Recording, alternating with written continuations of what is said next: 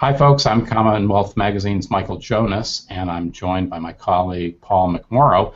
And we are here for a little talk with less than 2 weeks till the governor's race with two folks who know a lot about politics in Massachusetts. They are the former state party chairs from the state Republican Party, Jennifer Nassour, and the former chair of the state Democratic Party, John Walsh. Hey, John and Jennifer, thanks for joining us. Thank you. Thanks for inviting us. So we've got just under 2 weeks till the election, and just give me your sort of top line take, each of you, on how you think the race is shaking out and how you think your candidate's faring right now. Jennifer, why don't you kick it off? Sure. So I think Baker has an amazing shot this time. You see him in the urban areas, which I think is a huge thing for any Republican. We may not win in an urban area, but at least being in there and giving an opportunity for it to be seen and to be heard and to meet with leaders in the different communities. Charlie has had a great, has had endorsements from a lot of the Black leaders, and I think that really, a lot of the ministers, and I think going out there, meeting them, showing that he is actually interested is something that Republicans in Massachusetts haven't done, and that's really something that is different with his campaign this time. You also see that he's neck and neck with Coakley, which at the end of the day, when push comes to shove on Election Day, Martha Coakley has run statewide numerous times. People know who she is. It's not like she has to introduce herself. And so if they're not swayed by Martha Coakley just yet, I don't see how that's going to change anything. And so I think at the end of the day, Election Day, it's Charlie Baker. All right, John. So she feels like her guy's in pretty good position right now, and is kind of taking it right to the Democratic base going into cities. What's the view from sort of the Coakley world? Well, I hope the conversation won't be too boring if Jen and I agree on a lot of things. But one thing that is absolutely true is that this race is a dead heat.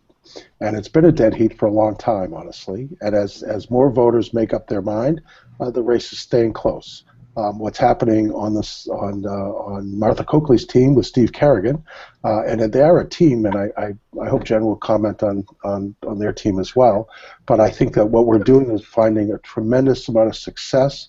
They're working very, very hard. I've been, as you know, I'm working for Governor Patrick's PAC. The governor is very committed to this race, and therefore that means I am. And we've been spending our time out in the field.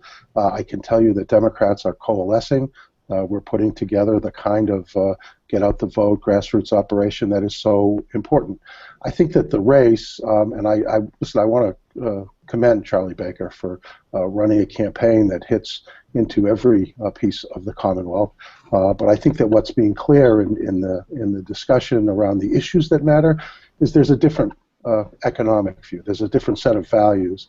I think Charlie expressed in the debate last night that he was frustrated that people think that he's a guy who's focused only on the numbers and the bottom line and not so much in helping people. But I think that is the distinction in this race. There are many things that these two candidates aren't that different about, mostly because Charlie's changed his position on about 60 issues since he ran 4 years ago.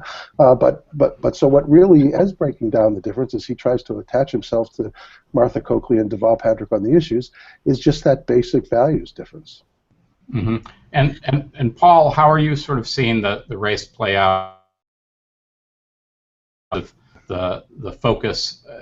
Jen started out by saying Baker's been spending a lot of time in cities. You've spent a lot of time looking at the map and where the candidates have been spending time and where the votes have fallen in recent statewide races, and all of that has pointed to the observation that Jen started out making, and that is that there's been this focus on cities that is unusual, especially for Republican candidates. But the reality is that the Republicans who've met with success recently statewide, and that hasn't been too many, have been able to do that by, in fact, going into cities. And you wrote about it, a great piece. If people haven't seen it, go to the current issue of CommonWealth magazine, where Paul dissects some of this with some great analysis and some maps.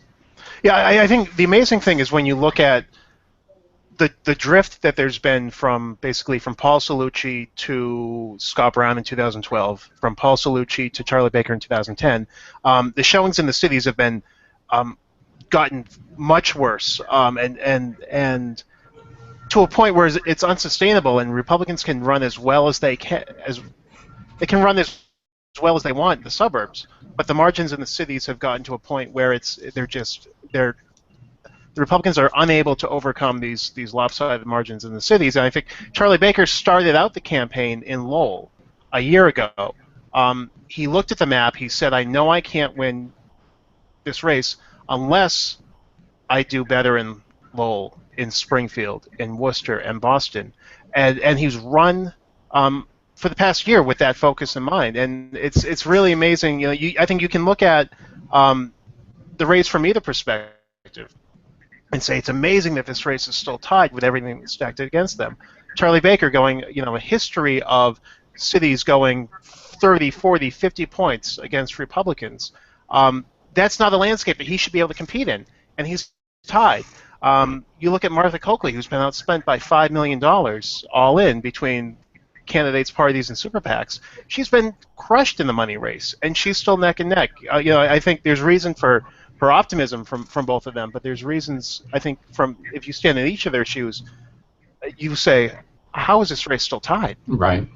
And one thing about the numbers that I think is worth pointing out, just even this morning, the new MassInc polling group WBUR poll that came out this morning, it shows the race again essentially tied. Baker's up by 1 point, well within the margin of error. It is the first time that their poll has shown him with a lead, even a nominal one like that. But more importantly, to Paul's point, is this question about where the vote totals are piling up, and the fact that for Democrats in recent elections to win, they've won by racking up huge margins in cities, 20 to 30 points. And that was certainly the case for Governor Patrick 4 years ago against Charlie. It was the case when Elizabeth Warren ousted Scott Brown. And in some ways, the model that Baker is probably trying to replicate is the one Scott Brown pulled off in the special election race, when he kept things. He didn't win the cities, but he kept it fairly close. And the report from the polling group showed that it was basically, if you added up all the gateway cities, a couple dozen gateway cities, and add in Boston, he stayed within about 9 points of Martha Coakley in that Senate race in the cities, and that was enough for him to win the statewide race. And a little bit ominous sign for Martha Coakley, that's exactly where they're showing the race right now, that Baker is, Coakley has a 9-point lead in those cities, and that has historically, in recent history, not been a good margin for Democrats. There's this weird sort of ominous symmetry in the numbers. When Steve Cazell at the MassInc polling group in BUR, when they went back and looked at the numbers, at the beginning of the fall, late August, Martha Coakley's numbers in the cities were exactly where Deval Patrick was 4 years ago, and now she's exactly where she was against Scott Brown 4 years ago. So, John, what does that tell you? Is that worrisome, and what does it say about what her campaign has to do in the next 13 days or so? Well, for me, it's actually a good thing, because one of my missions in life has been to coin a new word that I hope you'll join me in using. It's polar coaster. With the number of polls that have been out, in truth, this would be one of the most boring polar coaster rides in history. It's been running around flat for a couple of months. It's a dead heat. And I do appreciate the work of data analytics to try to determine how votes work. And the work, it's usually more productive if you do it looking backwards. It is definitely not the way to run a campaign. I think that what's happening here is, I do see the point of being dramatically outspent and staying in the race. I can tell you that what I've been doing for the past 2 weeks is going from community to community where there are challenges of getting volunteers engaged, where there's coordination issues that need to be worked out with our full ticket, which we do have a full ticket, by the way, from local races across local legislators and Congress people across the entire state, and they're working together. I think the race is going to be won at the end of the day based on whether voters think that this new Charlie Baker, the happy, friendly Charlie Baker, is really the guy. I mean, last night in the debate again, it was one of the Globe reporters who did some analysis of the debate said Charlie's ride-along felt like an anthropological journey where it's like he's like, do you believe in these communities? The kids are playing football. I can't wait to get back to Swampscott and tell everybody about it. I mean, this is a disconnect that I don't, listen, I want to give Charlie credit for showing up. And it's nice when he walks to the barbecue. People appreciate that. They appreciate the respect that it shows. That hasn't always been the case. But when he shows up on their TV set with ad after ad about welfare fraud, that doesn't do it. When his first policy proposal is $250 million in tax cuts for corporations, instead of $150 million to take the kids that live in those neighborhoods off the waiting list for early childhood ed, I'm sure they're happy to have Charlie around and the burgers they're handing out, but they'd rather have someone in the State House who doesn't just see the budget numbers, but sees the people behind them. The people, Jen, you're shaking your head. I can't imagine why. I'm about to have a seizure. Don't do that on the air here. No, First of all, John, I love you. I love you too, John. and I love how you spin it, and I love how you haven't stopped being party chair, and that's awesome. So, but let's have a little bit of a reality session here. So Martha Coakley also has reinvented herself or has tried different haircut, new clothes, and trying to tell a little bit of a different story. Not really working for her because personality-wise, she keeps falling flat. She can't relate to voters. No one understands where she's going. She doesn't have a clear plan. Charlie Baker has only run once. The last time, it was a whole new world for him. He's not Deval Patrick. He's not that charismatic guy who likes the showmanship and can go out there that you're used to. He's a very different guy. He's very cerebral, and it took him a little while to come out of his shell. Unfortunately, it didn't happen. It happened at the very end of the campaign. It didn't happen before the campaign. So now what you see is Charlie Baker, who has taken the past 4 years, has gone around, has gone to talk to all the people that gave him a hard time the last time, that he didn't hear the last time, or he didn't have a chance to sit with the last time. And he was able to go home and to process all of that information. And so I think, as anyone who has been through higher education, who has been able to meet different people along their lifetime and has the experience, you gain knowledge and you change your views based on the people that you meet and the people that come into your life and the new information that you get and you're taught.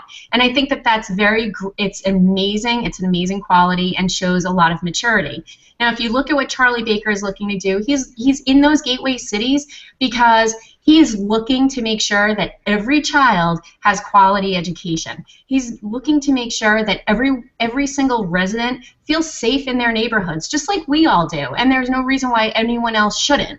And he's also looking to make sure that we can bring up those urban centers and have good jobs for people, so that way they don't have to go far away from their homes, and that they can have good jobs in Lawrence and Lowell and Springfield and Boston. I mean, and Fall River, New Bedford. I mean, you name it. I think that there are so many things that he's trying to do, and that is so commendable. But Charlie Baker has a plan, and what we still haven't seen is anything from Martha Coakley other than the fact that she wants to raise taxes.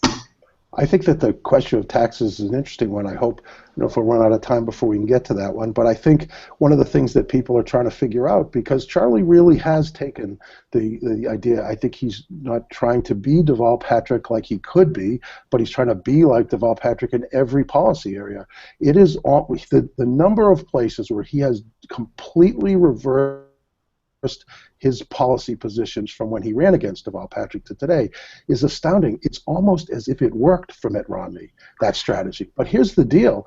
What people are trying to say, jobs is the issue. I totally agree, Jen. Jobs is the issue.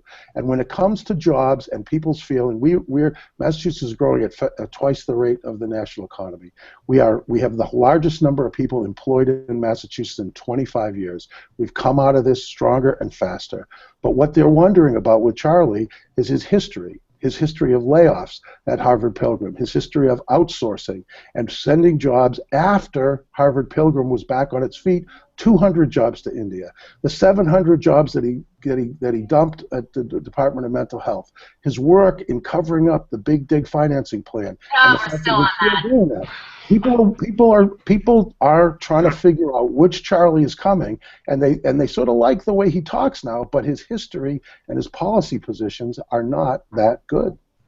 All right. Well, I think we might have to leave it at that for this time, but This has been great, and I know since John's so excited by all the polls as they come out, we may get one more last round. Polar coaster. Maybe by the end of the week, and maybe we can we'll check in with you guys again next week when we're down to a week to go, and see what the thinking is at that point.